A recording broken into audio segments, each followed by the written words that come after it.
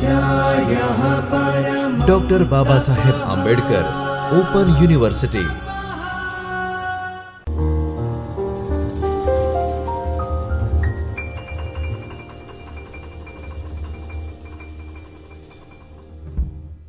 નમસ્કાર વિદ્યાર્થી મિત્રો, ડૉક્ટર બાબા સાહેબ આંબેડકર ઓપન યુનિવર્સિટીમાંથી હું Rohit Parmar, assistant professor, department of library and information science તરફથી આ વિડીયો લેક્ચરમાં તમામ વિદ્યાર્થીઓનું સ્વાગત કરું છું. આ વિડીયો લેક્ચરમાં વિદ્યાર્થી મિત્રો તમે લાઇબ્રેરી ઇન્ફોર્મેશન સાયન્સના અભ્યાસક્રમ એમલિસ એટલે કે માસ્ટર ઓફ લાઇબ્રેરી ઇન્ફોર્મેશન સાયન્સના પેપર નંબર ML2-101 કે જેનું નામ છે માહિતી સ્ત્રોતો, પદ્ધતિઓ અને સેવાઓના એકમ 17 કે જેનું નામ છે ડેટાબેઝ મધ્યસ્થો વિશે માહિતી મેળવશો. યુનિટ 17 ડેટાબેઝ મધ્યસ્થો. આ યુનિટમાં તેના ઉદ્દેશ્યો, તેનો પરિચય, ડેટાબેઝ મધ્યસ્થો, તેની વ્યાખ્યા, તેના પ્રકારો, ત્યારબાદ શોધના અલગ અલગ તબક્કાઓ, મધ્યસ્થોની ભૂમિકા શું હોય છે, અંતિમ ઉપયોગકારની ભૂમિકા જે યુઝર છે તેની શું ભૂમિકા હોય છે, તથા ડેટાબેઝ મધ્યસ્થોનું ભાવિ શું હોઈ શકે તેના વિશે આ યુનિટમાં તમે માહિતી મેળવશો. તો આ યુનિટના ઉદ્દેશ્યોની વાત કરીએ તો આ એકમમાં તમે આધુનિક લાઇબ્રેરીઓ અને માહિતી કેન્દ્રોમાં ડેટાબેઝ મધ્યસ્થોની ભૂમિકાને સમજવામાં સહાયતા મેળવશો. એટલે કે અત્યારની જે લાઇબ્રેરીઓ છે તથા અલગ અલગ માહિતી કેન્દ્રો હોય છે તેમાં જે નિષ્ણાતો હોય છે તેને આપણે ડેટાબેઝ મધ્યસ્થ તરીકે ઓળખી શકીએ. તેની શું ભૂમિકા હોય છે, તેનું શું કાર્ય હોય છે અને જે અંતિમ ઉપયોગકર્તા છે તે તેની પાસેથી કેવી રીતે માહિતી મેળવે છે તેની વિગતે આ યુનિટમાં માહિતી આપેલ છે. આ યુનિટમાં તમે શીખશો કે ડેટાબેઝ મધ્યસ્થો શું છે, એક સક્ષમ શોધકના લક્ષણો શું હોવા જોઈએ. કોઈપણ શોધક છે, સંશોધનકાર છે, ઓનલાઈન ડેટાબેઝમાંથી માહિતી મેળવે છે તો તેના લક્ષણો કયા કયા હોવા જોઈએ તેના મુદ્દા વિશે માહિતી મેળવશો. માહિતી શોધના તબક્કાઓ કયા કયા છે, તે કયા પ્રમાણે કાર્ય કરે છે તેના વિશે માહિતી મેળવશો. કેવી રીતે ડેટાબેઝ મધ્યસ્થો અને અંતિમ વપરાશકર્તાઓની ભૂમિકા અલગ અલગ હોય છે. એટલે કે જે ડેટાબેઝ મધ્યસ્થ છે અને અંતિમ ઉપયોગકર્તા છે, જે યુઝર છે, તે માહિતી મેળવવા માટે ડેટાબેઝ મધ્યસ્થ પાસેથી કેવા પ્રકારની માહિતીની આશા રાખે છે, કેવી રીતે તે બધાનું કોલેબોરેશન થાય છે તેના વિશે માહિતી મેળવશો. આ ઉપરાંત આ યુનિટમાં ડેટાબેઝ મધ્યસ્થોના ભાવિ પરિપ્રેક્ષ્ય વિશે માહિતી મેળવી શકશો. એટલે કે ભવિષ્યમાં ડેટાબેઝ મધ્યસ્થો કેવી રીતે કાર્ય કરે છે. તો વિદ્યાર્થી મિત્રો, આ એકમના પરિચયની વાત કરીએ તો આ એકમ આપને ડેટાબેઝ મધ્યસ્થોનો પરિચય કરાવશે. અત્યારે આધુનિક ડિજિટલ માહિતી યુગમાં ડેટાબેઝ મધ્યસ્થો માહિતીના વિશાળ સ્ત્રોતો અને વપરાશકર્તાઓ વચ્ચે કડી તરીકે મહત્વપૂર્ણ ભૂમિકા ભજવે છે. ડેટાબેઝ મધ્યસ્થો એવા માધ્યમો છે જે વ્યક્તિગત હોઈ શકે છે, પ્રૌદ્યોગિકી હોઈ શકે છે અથવા આપમેળે કાર્યરત હોઈ શકે છે. વ્યક્તિગત એટલે કે કોઈ પણ ઉપભોક્તા છે એને જોઈતી માહિતી કોઈ લાઇબ્રેરિયન પાસે જાય છે અને લાઇબ્રેરિયન પાસે કોઈ વિષયની માહિતીની માગણી કરે છે તો તેવા વિષય નિષ્ણાતો લાઇબ્રેરિયન હોઈ શકે છે, કોઈ ઇન્સ્ટિટ્યૂટના અધ્યક્ષો હોઈ શકે છે. તો એવા વ્યક્તિગત નિષ્ણાતો હોઈ શકે છે. પ્રૌદ્યોગિકી એટલે કે કોઈ કંપની છે જે ચોક્કસ એરિયાનો ડેટા કલેક્ટ કરીને કોઈ ઉપભોક્તાને પ્રદાન કરે છે અને તેનું મૂલ્ય લે છે. તો આવા પ્રકારના જે ડેટાબેઝ મધ્યસ્થો હોય છે તે પ્રૌદ્યોગિકી મધ્યસ્થ તરીકે ઓળખવામાં આવે છે. અને આપમેળે કાર્યરત હોઈ શકે એવા ડેટાબેઝ એટલે કે AI રિલેટેડ ડેટાબેઝ જે ઓટોમેટિક કાર્યરત હોઈ શકે છે, અપડેટેડ માહિતી પોતાના ડેટાબેઝમાં સમાવેશ કરે છે અને એક પર્ટિક્યુલર સમયમાં જે પણ લોગ એકઠો થયો હોય તે ઉપભોક્તાને માહિતી મેળવે છે, જે વપરાશકર્તાઓને ચોકસાઈપૂર્વક યોગ્ય અને સમયસર માહિતી શોધવામાં સહાય કરે છે. હવે જોઈએ કે ડેટાબેઝ મધ્યસ્થોના પ્રકારો કયા કયા હોઈ શકે છે. તો પહેલું છે આપણે વાત કરી કે માનવ મધ્યસ્થો, જેમાં લાઇબ્રેરિયન અને માહિતી વ્યવસાયિકો જેઓ વિષય અને માહિતીની શોધની સમજ ધરાવે છે તે હોઈ શકે છે. એટલે કે આપણે જાણીએ છીએ કે કોઈ પણ લાઇબ્રેરીમાં આપણે જઈએ, કોઈ ઉપભોક્તા અને કોઈ પણ અલગ અલગ વિષયની બુક એને જોઈતી હોય તો લાઇબ્રેરિયન પાસે તેની માહિતીની માગણી કરે છે કે આ વિષયની બુક મારે જોઈએ છે, આ વિષય રિલેટેડ સંદર્ભ સાહિત્ય મારે જોઈએ છે. તો લાઇબ્રેરિયન જે વિષય નિષ્ણાત છે એને ખબર છે કે પોતાની લાઇબ્રેરીમાં કેટલા પ્રકારની બુકો છે, કયા કયા ડેટાબેઝ એને સબસ્ક્રાઇબ કર્યા છે. એવી જ રીતે કોઈ વ્યવસાયિકો છે તો એને પણ જાણકારી હોય છે, પોતાના ડેટાબેઝમાં કઈ કઈ માહિતીઓ તેની પાસે છે, તો ચોક્કસ ઉપભોક્તાઓ જો એને જોઈતી માહિતી તેની પાસે હોય તો તેને પ્રદાન કરે છે અને તેનું મૂલ્ય લે છે અથવા તો ફ્રીમાં પણ પોતાની જાણકારી આપી શકે છે. બીજું છે ઓટોમેટેડ મધ્યસ્થો, જેમાં શોધ એન્જિન, AI આધારિત ભલામણ પ્રણાલીઓનો સમાવેશ થાય છે. એટલે કે આપણે જાણીએ છીએ કે આપણે શોધ એન્જિનમાં ભણી ચૂક્યા છીએ કે શોધ એન્જિનના 3 પ્રકાર પડે છે, જેમાં સામાન્ય શોધ એન્જિન, મેટા સર્ચ એન્જિન અને વિષય આધારિત ડિરેક્ટરી સર્ચ એન્જિન હોય છે. તો આવું શોધ એન્જિન જે ઇન્ટરફેસ પ્રદાન કરે છે, જ્યારે ઉપભોક્તા તેની જોઈતી માહિતી તે સર્ચ એન્જિનમાં પોતાનો શબ્દ ઇનપુટ દાખલ કરે છે, તો જે શોધ એન્જિન છે એના ડેટાબેઝમાં જેટલું ઇન્ડેક્સિંગ થયેલું હોય છે, ઇન્ડેક્સિંગ પરથી જે તે વિષયની માંગણી થઈ છે તેનો ડેટાબેઝ ઇન્ટરફેસ રિઝલ્ટ સ્વરૂપે પ્રદાન કરે છે. તેવી જ રીતે ત્રીજો પ્રકાર છે ટેકનોલોજીકલ મધ્યસ્થ. તેમાં APIનો સમાવેશ થાય છે, લિંક રિઝોલ્વર એટલે કે ઓપન URLનો સમાવેશ થાય છે, મેટાડેટા ટૂલ્સ જે ડેટાબેઝ અને વપરાશકર્તા ઇન્ટરફેસ વડે કડી બનાવે છે તેનો સમાવેશ થાય છે. હવે API એટલે શું? તો આપ જાણો છો કે કોઈ પણ માહિતી છે કોઈ પર્ટિક્યુલર ઇન્ટરફેસ સાથે જોડવા APIનો ઉપયોગ કરવામાં આવે છે. એટલે કે આપણે જોઈએ કે કોઈ વેબ ઓપેક છે તેનો ડેટાબેઝ જે તે સર્વરમાં સ્ટોર થયેલો છે. હવે જે વેબ ઓપેકમાં આપણે તેના વેબસાઇટ થ્રુ કે વેબ ઓપેકની વેબસાઇટ થ્રુ URL થ્રુ જે તે બુકની માહિતી જોઈ શકીએ છીએ. હવે એ APIમાં સ્વરૂપમાં કન્વર્ટ કરવામાં આવે તો બીજા ઇન્ટરફેસ દ્વારા, એટલે કે કોઈ વોટ્સએપ હોય, ટેલિગ્રામ્સ હોય, તેના દ્વારા કડી સ્વરૂપે એ API લિંક કરીને તેની જોઈતી માહિતી આપણે એક્સપોર્ટ કરી શકીએ છીએ અને રિઝલ્ટ સ્વરૂપે દર્શાવી શકીએ છીએ. લિંક રિઝોલ્વર આપ જાણો છો કે ઓપન URLમાં તેમાં ઇન્ડેક્સિંગ કરેલું હોય છે, તેમાં ડેટામાં જ માહિતી દર્શાવે છે કે કઈ વસ્તુ કઈ જગ્યાએ કયા ફોલ્ડરમાં છે. ત્યારબાદ છે વપરાશકર્તા ઇન્ટરફેસ, એટલે કે જે પણ UI પ્રદાન કરે છે તેને યુઝર એટલે કે ઉપભોક્તા સર્ચ કરીને માહિતી જોઈ શકે છે. હવે જોઈએ કે અત્યારે જે આધુનિક માહિતી છે, અત્યારે આપણે જોયું કે વર્લ્ડ વાઇડ વેબમાં ઉત્તરો વધારે થઈ રહ્યો છે. તેમાં દિવસે ને દિવસે વેબસાઇટોમાં, વેબ પેજીસમાં અને માહિતીમાં ઉત્તર વધારો થાય છે દિવસે ને દિવસે. તો આધુનિક માહિતીથી ભરપૂર વાતાવરણમાં ડેટાબેઝ જ્ઞાનનો વિશાળ ખજાનો રહેલો છે, પરંતુ આ માહિતી સુધી પહોંચી જવું એક મોટું પડકાર હોય છે. ઘણીવાર વપરાશકર્તાઓને ઝડપી અને યોગ્ય માહિતી મેળવવા માટે ડેટાબેઝ સાથે ટેકનિકલ વાતચીત કરવાથી મુશ્કેલી થાય છે. એ સમયે ડેટાબેઝ મધ્યસ્થો જેમ કે લાઇબ્રેરી અને માહિતી વિશેષજ્ઞ હોઈ શકે છે. એટલે ઘણીવાર એવું હોય છે કે ઉપભોક્તાને જે માહિતી જોઈએ છે તેના વિશે તેને સ્પષ્ટ ખ્યાલ હોતો નથી. ધારો કે કોઈ વ્યક્તિને લાઇબ્રેરી સાયન્સની બુક જોઈએ છે તો એને ખબર હોતી નથી કે લાઇબ્રેરી સાયન્સની બુક કયા ઓથરની જોઈએ છે, કયા પબ્લિકેશનની જોઈએ છે, કઈ બુક સારી આવે છે, તો તે લાઇબ્રેરિયન પાસે તેની માગણી મૂકશે. તો લાઇબ્રેરિયનને ખબર હોય છે કે અત્યારે જે સમય ચાલી રહ્યો છે તેને કઈ બુક ઉપયોગી થઈ શકશે, કયા ઓથરની, કઈ પબ્લિશરની.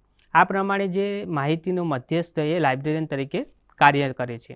તેવી જ રીતે કોઈ માહિતીનો વિશેષજ્ઞ એટલે કે અલગ અલગ વિષયના માહિતી વિશેષજ્ઞ અલગ અલગ હોઈ શકે છે. તો તેમને ખબર હોય છે તેમના વિષયમાં કઈ બુક સારી છે, કયા સંદર્ભ સ્ત્રોતો સારા છે અને ઉપયોગકર્તાને કયો સ્ત્રોત કામ આવી શકે છે.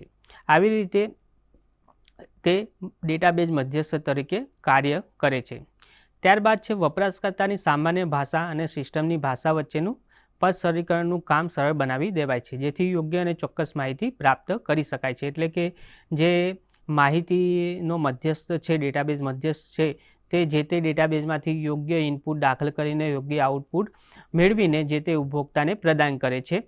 એટલે કે ઉપભોક્તાને પોતાની જરૂરી માહિતી મળી રહે છે. હવે જોઈએ કે ડેટાબેઝ મધ્યસ્થોની વ્યાખ્યા. હવે ડેટાબેઝ મધ્યસ્થો તરીકે જે કાર્ય કરે છે તે વ્યક્તિમાં કયા ગુણો અથવા લક્ષણો હોવા જોઈએ અને ડેટાબેઝ મધ્યસ્થોના કાર્યો કયા કયા છે.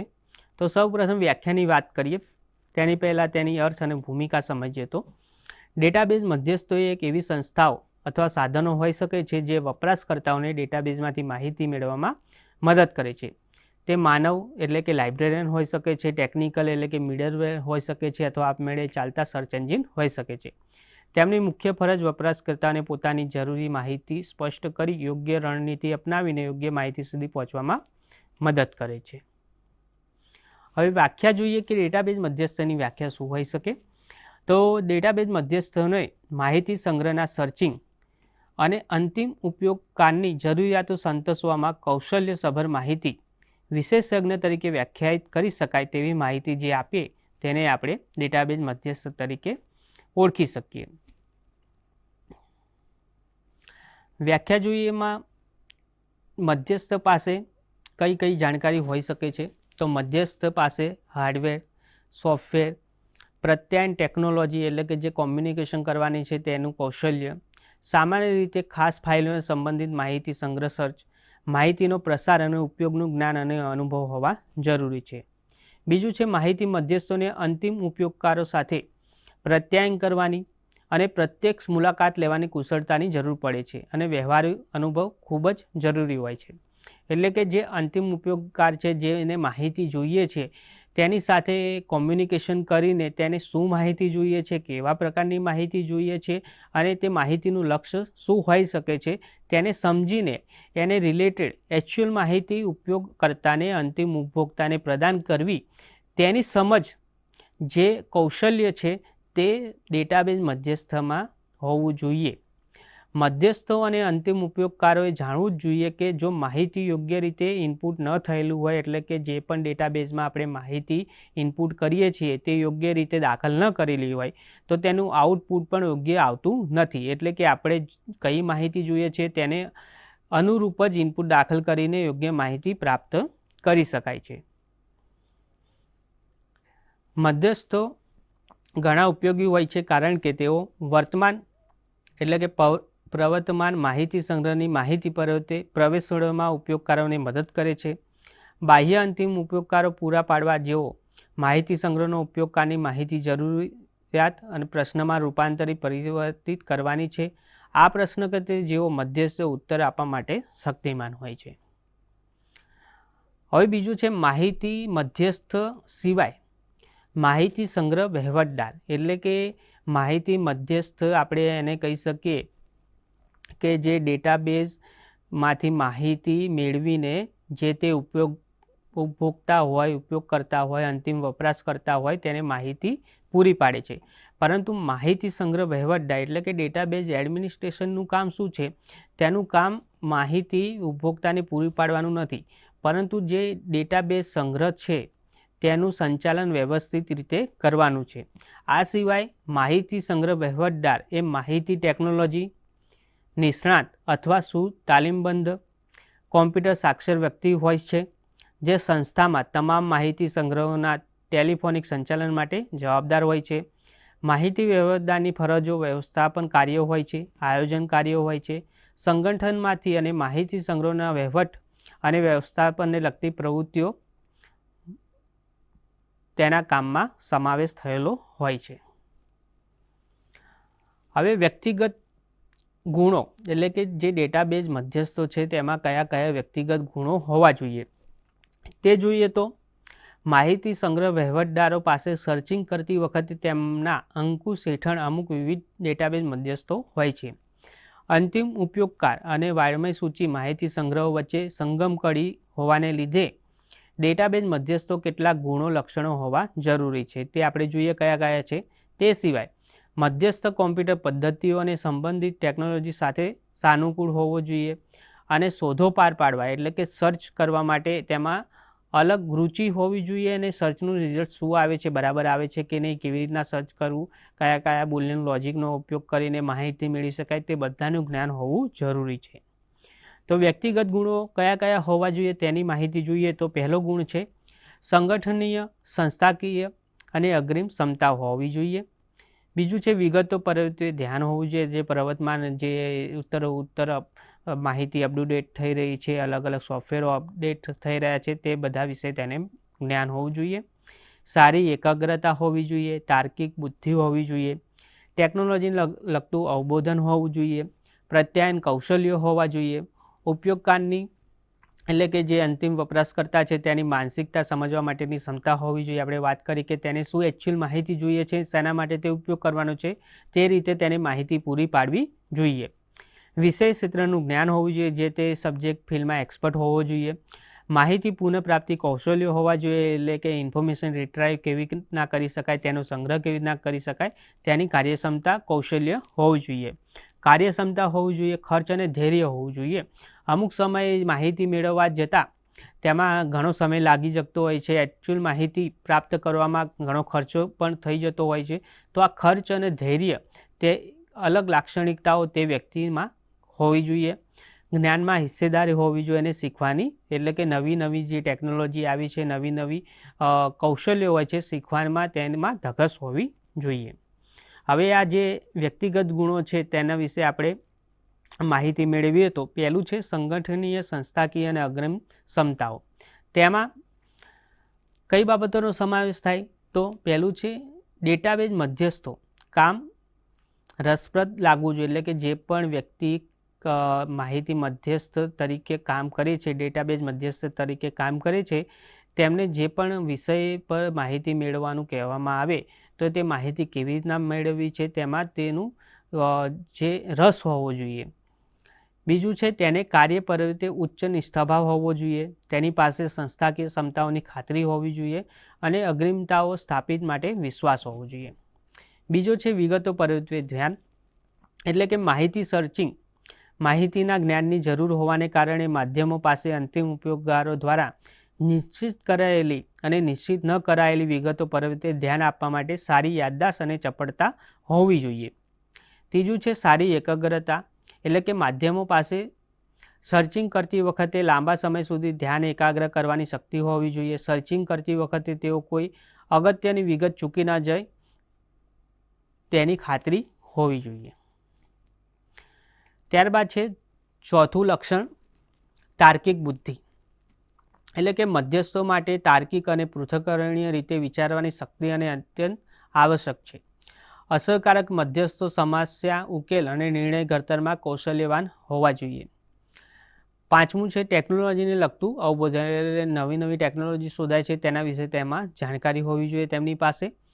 જેમ કે ડેટાબેઝ મધ્યસ્થો પાસે માહિતી સંગ્રહની તકનીકી વિગતો, પ્રત્યાયન માળખા, વિવિધ સંગ્રહ વિશે વિશિષ્ટ માહિતી શોધ, સંકેતો અને માહિતી સંગ્રહમાં સમાનતાઓ અને તફાવતનું જ્ઞાન હોવું જોઈએ. એટલે કે કોઈપણ ડેટાબેઝ મધ્યસ્થ છે જે માહિતી દલાલ તરીકે કામ કરીએ છીએ તે અલગ અલગ ડેટાબેઝમાં માહિતી સંશોધન કરે છે, તો તે જે માહિતી મળે છે તેમાં શું તફાવત છે, શું એકચ્યુઅલ માહિતી છે જે અંતિમ ઉપયોગકર્તા એટલે કે ઉપભોક્તાને કામ આવશે, તેના વિશે તેની સમજ હોવી જોઈએ. આવું વ્યક્તિગત ગુણ એનામાં હોવો જોઈએ. છઠ્ઠો ગુણ છે ઉપયોગકારની માનસિકતા સમજવા માટેની ક્ષમતા. જે અંતિમ ઉપયોગકર્તા છે, ઉપભોક્તા છે, જેને માહિતી જોઈએ છે, તે ઉપયોગકારની માનસિકતા સમજવાની શક્તિ એ પ્રત્યેક મધ્યસ્થ એટલે કે ડેટાબેઝ મધ્યસ્થ માટે અગત્યનું લક્ષણ છે અને તે તેનામાં હોવું જ જોઈએ, કારણ કે તે ઉપયોગકારની જરૂરિયાતો નિશ્ચિત કરવામાં મદદ કરે છે અને તે ઉપયોગકારના સંતોષ તરફ દોરી જાય છે. ત્યારબાદ સાતમું લક્ષણ છે પ્રત્યાયન કૌશલ્યો, એટલે કે અંતિમ ઉપયોગકારને વિશ્વાસ વિકસાવવો જોઈએ કે જે મધ્યસ્થ તેમની માહિતી જરૂરિયાતો, તેમના જ્ઞાનને રિલેટેડ માહિતી આપે છે. આ રીતે મધ્યસ્થ નિંદાનાત્મક પ્રત્યક્ષ મુલાકાત અને સહકારી કૌશલ્ય માટે શક્તિમાન હોવો જોઈએ. એટલે કે જે અંતિમ ઉપભોક્તા છે જેને માહિતી જોઈએ છે તેની સાથે કમ્યુનિકેશન જે કરવાની રીત છે તે સંતોષજનક લાગે ઉપયોગકર્તાને તેવું તેમાં કૌશલ્ય હોવું જોઈએ. આઠમું કૌશલ્ય છે વિષય ક્ષેત્રનું જ્ઞાન, એટલે મોટાભાગનું સર્ચિંગ જેમાં થવાનું છે તે વિષય વિસ્તારો, ક્ષેત્રનું જ્ઞાન ડેટાબેઝ મધ્યસ્થને અસરકારક અને વધારે ઝડપી બનાવવામાં મદદ કરશે. એટલે કોઈ પણ ઉપભોક્તા છે તેને જોઈતી માહિતી જે તે વિષયમાં એને માહિતી જોઈએ છીએ તે વિષયનું જ્ઞાન માહિતી ડેટાબેઝ જે મધ્યસ્થ છે તેને હોવું જોઈએ. અલગ અલગ ડેટાબેઝ વિશે તેને જ્ઞાન હોવું જોઈએ.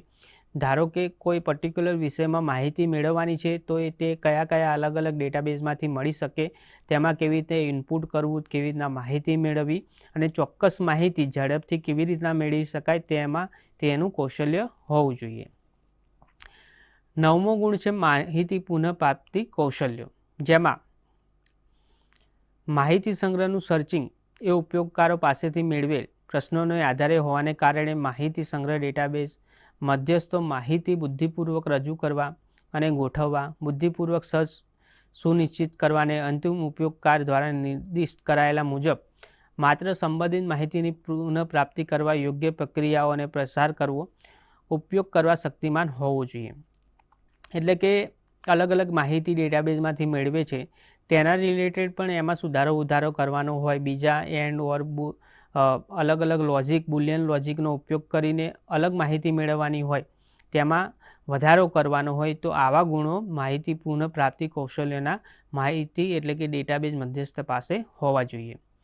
10મો ગુણ છે કાર્યક્ષમતા, એટલે કે સુઘડ કાર્ય ટેવો, સારી એકાગ્રતા, જે કામ કરે છે તેમાં એકાગ્રતા હોવી જોઈએ, વિગતો પરત્વે ધ્યાન, એટલે કે જે પણ ડેટાબેઝમાંથી માહિતી મળે છે તેના વિશે એકચ્યુઅલ ધ્યાન હોવું જોઈએ, આગળ કઈ માહિતી મળી હતી, ત્યારબાદ કઈ માહિતી મળે છે અને એકચ્યુઅલ માહિતી કઈ હોઈ શકે તેની સમજ કેળવવાની શક્તિ તેમાં કૌશલ્ય હોવું જોઈએ. ત્યારબાદ છે કરકસરયુક્ત અને સમયસરના સંચાલન માટે, યોગ્ય આયોજન માટે અને તેનો અમલ કરવા માટે જરૂરી જ્ઞાન તેની પાસે હોવું જોઈએ. 11મું કૌશલ્ય છે ખર્ચ અને ધૈર્ય, એટલે કે આપણે વાત કરી કે ડેટાબેઝ મધ્યસ્થો પાસે ખંત હોવી જોઈએ, ધીરજ હોવી જોઈએ અને જરૂરી માહિતી મેળવવા માટે પ્રશ્ન માંગણી કરે એટલા શોધ નિયમો સૂત્રીકરણનો પ્રયત્ન કરવા માટે ખુશ હોવું જોઈએ. કે અમુક સમયે આપણે કોઈ ઉપયોગ કરતા છે તેને માહિતી જોઈએ છીએ તો એક સર્ચ કરીને જોઈતી માહિતી તરત જ તેને ઉપલબ્ધ કરાવીએ છીએ, પછી ઉપયોગ કરતા બીજી માગણી કરે છે, ત્યારબાદ ત્રીજી માગણી કરે છે, અલગ અલગ માગણીઓ કરે છે, પોતાની માગણીઓમાં સુધારો વધારો કરવા ઈચ્છે છે, તો તેની જોઈતી માહિતી સર્ચ કરવા માટે ધીરજ અને ખંત હોવી જોઈએ. ત્યારબાદ તેની પાસે ધૈર્ય હોવું જોઈએ અને કોમ્પ્યુટર સમસ્યાઓ, ખલેલો અને ભારે કાર્યબોજને કારણે વિરોધી પરિસ્થિતિ જ્યારે અસ્તિત્વ ધરાવે ત્યારે તેને સ્વીકારવાની શક્તિ હોવી જોઈએ. ઘણા સમય એવું થઈ જાય છે કે ઉપયોગકર્તાને જોઈતી માહિતી તરત જ જોઈતી હોય છે થોડા સમયમાં, તો તેની પાસે પ્રેશર કરાવે છે ડેટાબેઝ મધ્યસ્થ પાસે, ત્યારે તેને ઉકસાઈ ન જવું જોઈએ અને ધીરજપૂર્વક તેની માગણીને સંતોષકારક આઉટપુટ મળી રહે તે રીતે કાર્ય કરવાની સમજ શક્તિ ડેટાબેઝ મધ્યસ્થ પાસે હોવી જોઈએ. 12મું છે જ્ઞાનમાં હિસ્સેદારી, એટલે કે ડેટાબેઝ મધ્યસ્થો શક્તિઓ અને મર્યાદાઓ વિશે જાણકાર રાખવા જોઈએ અને તેની પૂર્ણ શક્તિ સુધી શોધ સેવાઓ ઉપયોગ કરવા અને કોઈ નવા માહિતી સંગ્રહ તરફ તેમને જાગૃત કરવા જોઈએ. અને 13મું લક્ષણ છે શીખવાની આતુરતા, એટલે કે તમામ સાધનો જેવા કે સર્ચ માર્ગદર્શિકાઓ, પર્યાયવાચી શબ્દકોશો, સમાચાર પત્રો, હસ્તપુસ્તિકાઓ સતત અભ્યાસ કરવો જોઈએ અને જ્ઞાન અદ્યતન કરવું જોઈએ. એટલે કે જે નવી નવી માહિતીઓ આવે છે, અલગ અલગ સર્ચ એન્જિનો ઉત્તરોત્તર વધારો થાય છે. અત્યારેના સમયની વાત કરીએ તો અલગ અલગ AI ટૂલ્સ માર્કેટમાં ઉપલબ્ધ છે, અલગ અલગ નવી માહિતીઓ ઉત્તરોત્તર વધી રહી છે, અલગ અલગ સંસ્થાઓ અલગ રીતે કામ કરે છે, અલગ અલગ ડેટાબેઝોમાં વધારો થઈ રહ્યો છે, કયા ઓપન સોર્સ ડેટાબેઝ છે, કયા આપણે મૂલ્યવર્ધિત ડેટાબેઝ છે, તેનો ઉપયોગ કેવી રીતના કરવો, તે નવી માહિતી શીખવાની આતુરતા હોવી જોઈએ. ત્યારબાદ જોઈએ કે ડેટાબેઝ મધ્યસ્થોના કાર્યોમાં શું સમાવેશ થાય છે.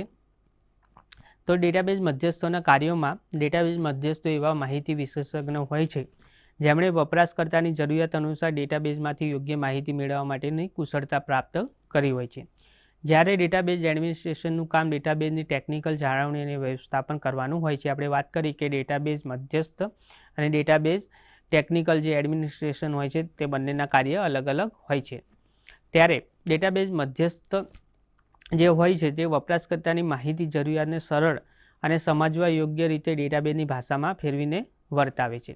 તે પૂરી કરવા માટે તેઓને સજ્જ સંચાલન કૌશલ્યો, બારીકાઈ સાથે ધ્યાન રાખવાની ક્ષમતા, તર્કશક્તિ, ટેકનોલોજી પ્રત્યે કૌશલ્ય, અસરકારક સંવાદ એટલે કોમ્યુનિકેશનનું કૌશલ્ય વગેરે આવડતો હોવી આવશ્યક છે. તેમનું મુખ્ય કાર્ય વપરાશકર્તાઓ સાથેની ચર્ચા કરીને તેમની જરૂરિયાતો સ્પષ્ટ કરવી, યોગ્ય ડેટાબેઝ પસંદગી કરવી, રણનીતિ તૈયાર કરવી, શોધ પ્રક્રિયા ચલાવવી અને છેલ્લે મળેલી માહિતીને વ્યવસ્થિત અને યુઝર ફ્રેન્ડલી ફોર્મેટમાં અંતિમ ઉપભોક્તા જે અંતિમ વપરાશકર્તાઓ છે તેમને પ્રદાન કરવી, તે ગુણ ડેટાબેઝ મધ્યસ્થમાં હોવો જોઈએ. તો વિદ્યાર્થી મિત્રો, ભાગ 1માં આપણે ડેટાબેઝ મધ્યસ્થોની વ્યાખ્યા જોઈ. ડેટાબેઝ મધ્યસ્થોમાં કયા કયા વ્યક્તિગત ગુણો, કૌશલ્ય અને લક્ષણો હોવા જોઈએ તેની માહિતી મેળવી, તેને કયા કાર્યો કરવા જોઈએ તેની માહિતી મેળવી. ત્યારબાદ ડેટાબેઝ મધ્યસ્થ અને ડેટાબેઝ વહીવટદાર એટલે કે એડમિનિસ્ટ્રેશન કેવી રીતના બંનેના કાર્યો અલગ છે તેના વિશે માહિતી મેળવી. આ યુનિટની વધુ માહિતી આપણે ભાગ 2માં મેળવીશું. ત્યાં સુધી રજા આપો અને આ વિડીયો જોવા બદલ સર્વે વિદ્યાર્થી મિત્રોનો ખૂબ ખૂબ આભાર. स्वाध्यायः